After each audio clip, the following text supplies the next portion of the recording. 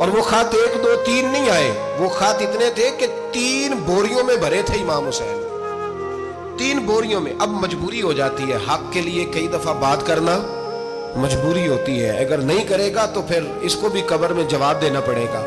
امام علی مقام رضی اللہ تعالیٰ عنہ نے مکے میں اب لوگوں کو جمع کیا مشورے کے لیے۔ ہر بندے نے کہا حضور وہ بلا تو رہے ہیں پر اپنے وعدوں کے پکے بڑے کم لوگ ہوتے ہیں، بڑے کم لوگ، جسے زندگی ہو پیاری وہ یہیں سے لوٹ جائے، میرے قافلے میں شامل کوئی کم ظرف نہیں ہے۔ بڑے کم لوگ ہوتے ہیں جو ارادوں کے وعدوں کے ہمیشہ ساتھ چلنے کے پکے ہوتے ہیں، ورنہ بڑے لوگوں کو گرمی لگنے لگتی ہے، بڑے لوگوں کی مشکلات آتی ہیں، بڑے لوگ ایسے ہوتے ہیں جن کی مجبوریاں بن جاتی ہیں۔ کہا حضور وہ پکے نہیں، آپ نہ جائیں۔ ہر بندے نے کہا حالات ٹھیک نہیں، حالات گراؤنڈ ریالٹی صحیح نہیں، یہی مشورہ آج بھی ہر بندہ دیتا ہے، ابھی حالات نہیں۔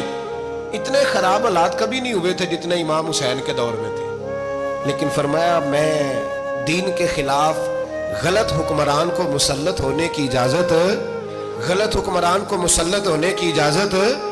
مزاحمت کروں گا، مخالفت کروں گا۔ امام کہنے لگے کوئی بات نہیں، وہ میرے ساتھ چلے نہ چلے لیکن میں کوفے جاؤں گا، وہ لوگ میرے ساتھ کھڑا ہونے کو تیار ہے تو وہ جھوٹ ہے یا سچ ہے پر میں چلوں گا۔ جب امام علی مقام نے اصرار فرمایا تو جو آپ کے قریبی صحابہ کرام کی اولادیں تھی ساری، یہ بھی اب بیماری ہے، کچھ لوگ کہتے ہیں جی صحابہ نہیں ساتھ چلے، تو میں کہتا ہوں اہل بیت نبوت کے تو کل افراد 21 تھے، تو 72 میں باقی اولادیں کس کی تھی؟ وہ ساری صحابہ کی اولادیں تھیں، وہ سارے۔ پتہ نہیں کیوں اس طرح کا فلسفہ بیان کیا جاتا ہے جس میں حالات خراب ہوں۔ حضرت سیدنا امام علی مقام کو جب بہت زیادہ کہا گیا نا تو امام حسین رضی اللہ تعالیٰ عنہ نے فرمایا چلو میں ایک کام کرتا ہوں، مسلم بن عقیل کو بھیجتا ہوں، حضرت علی کے بھتیجے ہیں، امام حسین رضی اللہ تعالیٰ عنہ کے چچا کے بیٹے ہیں، حضرت عقیل کے صاحبزادے مسلم بن عقیل، بڑے سمجھدار آدمی تھے، معاملہ فہم تھے، بڑے جری تھے، اتنا زبردست مشورہ کم لوگ دیتے ہیں جتنا حضرت مسلم بن عقیل دیتے تھے۔ ان کو بھیجا گیا کوفے۔ اب اس میں بڑی تفصیل ہے، وہ اپنے 2 بچے بھی لے گئے۔ جب وہ کوفے پہنچے نا تو کوفے پر جناب نعمان بن بشیر کی حکومت تھی، آپ گورنر تھے اور اہل بیت سے بڑی عقیدت رکھنے والے، نرم رویہ۔ عبید اللہ ابن زیاد کوفے کا گورنر نہیں تھا، یہ کسی اور علاقے کا تھا۔ جب آپ وہاں پہنچے تو نعمان بن بشیر نے دیکھا کہ حضرت مسلم بن عقیل آئے ہیں تو لوگ دوڑے ان کی بیعت کرنے، بھاگے، اتنے لوگ جمع ہوئے کہ ایک دن میں 17,000 آدمی نے بیعت کر لی۔ تو تم پتہ ہے نا جڑا الیکشن لڑنا ہوتا ہے راتی جیت کے سوندا ہے، وہ فاتح ہوتا ہے، ہر روز جیتتا ہے، پتہ اسی دن چلتا ہے جس دن الیکشن کا ریزلٹ اناؤنس ہوتا ہے۔ 17,000 آدمی ایک دن آیا۔ اب وہ جو امام مسلم بن عقیل کے وہاں نعرے لگانے والے تھے کہنے لگے حضور یہ پہلے دن کی کارکردگی ہے، 2-4 دن میں دیکھیے کیا ہوتا ہے۔ 2-4 دن میں کیا ہوا؟ 40,000 آدمی نے بیعت کر لی۔ اب وہ 40,000 بندہ تیار ہو گیا۔ ادھر سے جو یزید کے وفادار تھے انہوں نے خط لکھا یزید کو کہ تو نے بڑا نرم آدمی گورنر بنایا ہے اور 40,000 بندہ چلا گیا حسین کی طرف، اگر ایک دن مسلم بن عقیل اور رہے تو جو تمہارا گورنر بیٹھے ہیں نا جناب نعمان بن بشیر، ان کو گورنر ہاؤس سے نکال کے مسلم بن عقیل قبضہ کر لیں گے، تو چپ کر کے بیٹھا ہے۔ یزید بڑا تیز تھا، اس نے ایک آدمی گھوڑے پہ دوڑایا۔ عبید اللہ ابن زیاد ایک اور علاقے کا گورنر تھا پر بڑا ظالم سا بدماش تھا، بڑا سخت گیر آدمی تھا۔ اس کو کہا کہ تو پہلے ایک صوبے کا گورنر ہے، جا تجھے دوسرا صوبہ بھی دیا۔ اس طرح کار فوری طور پہ کوفے پہنچ اور جا کے مسلم بن عقیل کو گرفتار کر، جو آدمی ان کا ساتھ پھر بھی دے اسے قتل کر دے۔ اس نے کیا کیا؟ وہ آدھی رات کو آیا، منہ چھپایا، جبہ پہنا، لوگ سمجھے امام حسین آ گئے۔ بہت سارے لوگوں نے اس کے نعرے بھی لگائے۔ وہ چپکے سے داخل ہوا اندر، اور چپکے سے داخل ہو کے اس نے سب سے پہلا کام یہ کیا کہ نعمان بن بشیر رضی اللہ عنہ کو معزول کیا، کوفے کے گورنر ہاؤس پہ قبضہ کیا۔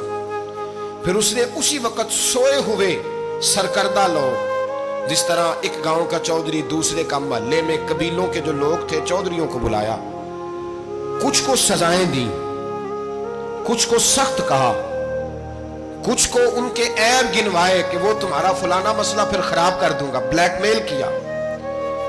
صبح ہونے تک हालात अगर तुमने मेरे काबू में ना किए तो याद रखना बड़ा मुश्किल होता है हक पे खड़ा होना। बड़ी चीजें लोगों को याद आती हैं, अल्लाह जानता। पहले कुछ होता है, बाद में मामला कुछ होता है।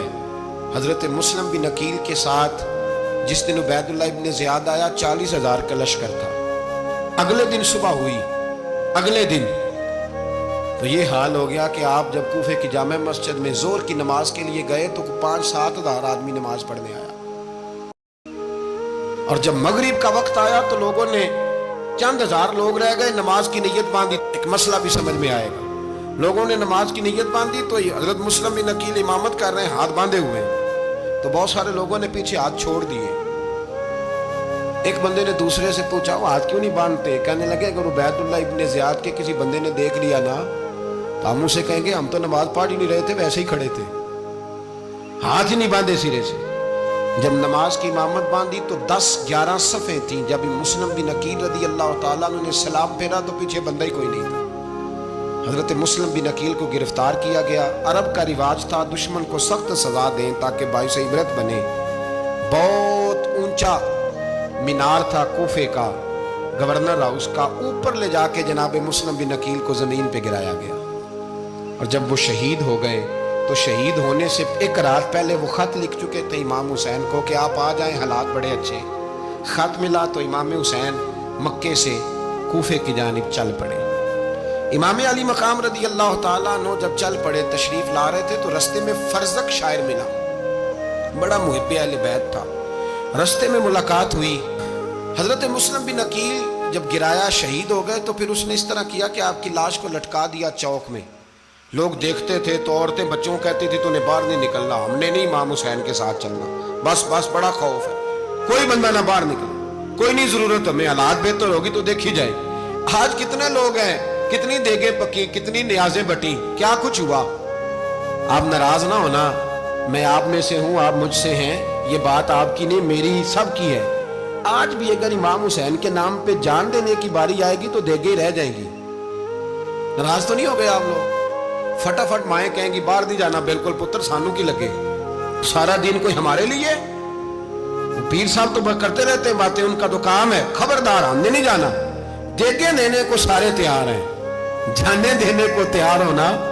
नाराज हो गए आप लोग? चलो कोई नहीं, हो जाओ, खैर सल्लल्लाहु, बात तो ठीक कर रहा हूं ना।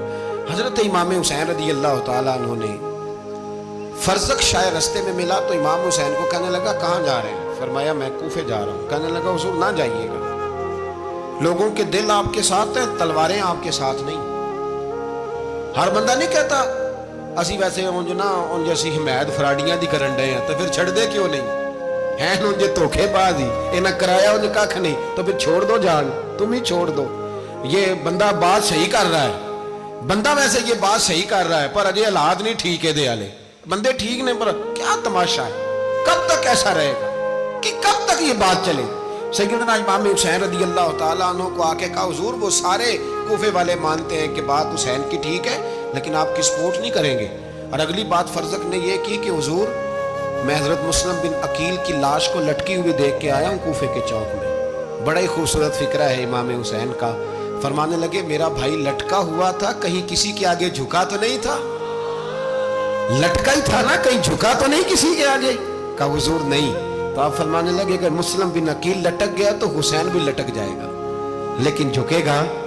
हजरत इमाम हुसैन तशरीफ लाए, बच्चों समेत आए। हुर बिन यजीद एक शख्स था, हुर बिन यजीद, हुर बिन यजीद नाम याद रखना। हुर बिन यजीद एक मुख्तसर सा लश्कर लेके उसने इमाम हुसैन को एक जगह पे रोका, फिर दूसरी जगह पे रोका, बिल आखिर तीसरी जगह पे रोका। तो इमाम हुसैन ने फरमाया जगह कौन सी है? कहा हुजूर करब बला। फरमाया बस यही खैमे लगा दो, यही। हजरत सैयदा ज़ैनब ने पूछा इमाम हुसैन से कि सारे जमाने ने रोका है, ठीक है आप हक पे हैं, ये भी सब ने कहा आप हक पे हैं, पर रोका भी सब ने, आप रोके क्यों नहीं? तो इब्ने कसीर और इब्ने असीर लिखते हैं कि इमाम हुसैन रो पड़े, कहने लगे बहन मैं रुक जाता पर मैंने रात को नाना मुस्तफ़ा को ख्वाब में देखा है। तो हुजूर ने फरमाया हुसैन अगर आज ये रिवाज पड़ गया ना यजीद जैसे लोगों का तो कयामत तक पड़ा रहेगा। फिर लोग कहेंगे कोई निकला नहीं था तो हमें भी निकलना پھر لوگ ظالموں کے سامنے گردنیں جھکانے کے عادی ہو جائیں. میں کہتا رہتا ہوں, کہہ رہا ہوں, کربلا کی جنگ کفر اسلام کی جنگ نہیں, کفر اسلام کی جنگ نہیں کربلا کی, کیونکہ یزید تو بڑا پکا نمازی تھا, خطبہ دیتا تھا. وہ تو جب امام حسین رضی اللہ تعالیٰ عنہ نے کربلا کے میدان میں جمعے کا دن تھا تو یزید کے سامنے کو بات کرنی شروع کی, عمر بن سعد کے سامنے, تو عمر بن سعد کہنے لگا, حسین زیادہ باتیں نہ کر, ہمارا جمعہ لیٹ ہو رہا ہے, جنگ کے لیے تیار ہو, فٹافٹ آ. اہل بیت نبوت کو قتل کریں گے اور قتل کے بعد پھر نماز پڑھیں گے اور پھر کہیں گے اللہم صلی علی محمد وعلی آل محمد, اسی نماز میں پھر درود بھی پڑھیں گے. یہ کیسا مرتبہ ہے, کیسا انداز ہے, دوستی قاتل سے بھی مقتول سے یارانہ بھی. حر بن یزید امام حسین سے کہنے لگا, مجھے حکم ہے آپ کو روکنے کا, آپ آگے نہیں جا سکتے. امام صاحب نے فرمایا, وجہ زمین اللہ کی ہے. اس نے کہا, آپ بیعت نہیں کر رہے, یزید کی حالات آپ کے حق میں درست نہیں ہے, آپ نہیں جائیں گے. امام روک گئے.